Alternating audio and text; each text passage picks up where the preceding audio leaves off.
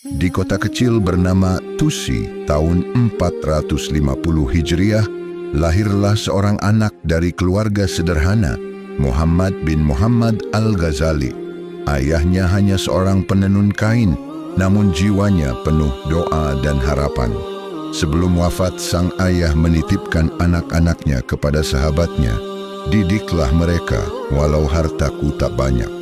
Maka dimulailah perjalanan dua bersaudara, bukan sebagai pewaris harta, tapi pencari cahaya ilmu. Siapa sangka dari kesulitan itu akan lahir seorang raksasa ilmu yang kelak mengguncang dunia Islam. Semangat Al-Ghazali tak pernah padam. Dari Tusi ia melangkah ke Jurjan, lalu ke Naisabur, menjadi murid dari Imam Haramain. Ilmu fikih, logika, usul, filsafat, semuanya ia kuasai.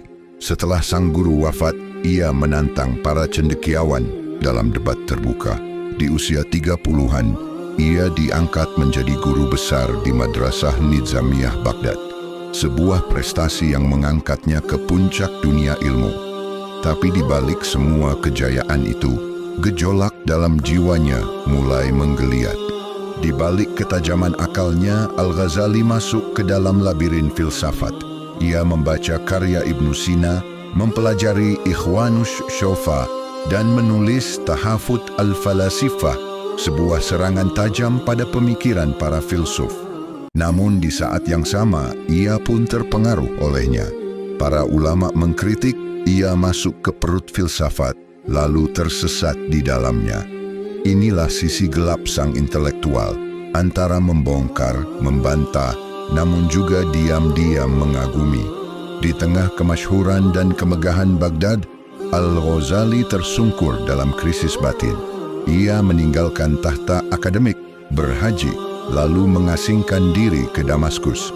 Di sana, di sebuah menara masjid tua, ia menulis karya besarnya, Ihya Ulumuddin. Ia menjadi sufi, bukan dengan lari dari dunia, tapi mendalami jiwanya. 10 tahun ia jalani kehidupan zuhud, melatih hati, menelusuri makna batin. Kini bukan filsafat yang menguasainya, tapi kesadaran akan kehadiran Tuhan. Pena Al-Ghazali tak pernah lelah. Ia menulis puluhan karya, dari Al-Mustashfa hingga Mishkat Al-Anwar, dari bantahan filsuf hingga petunjuk bagi para sufi. Tapi karya monumentalnya adalah Ihya Ulumuddin, kitab yang memadukan fikih, akhlak, dan hati. Tak semua memujinya, ada yang menyebutnya penuh hadits lemah, tapi tetap tak ada yang bisa mengingkari. Ia telah menghidupkan kembali ruh Islam yang dalam dan bermakna. Di akhir hidupnya, Al-Ghazali kembali ke kampung halamannya. Ia tinggalkan debat dan filsafat, lalu memeluk hadits-hadits Nabi. Ia mengajar, beribadah, dan mengulang-ulang Sahih Bukhari dan Muslim.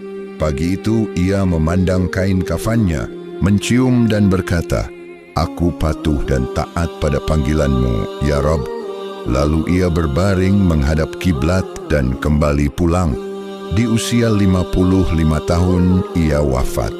Tapi warisannya hidup lebih lama dari usia manusia.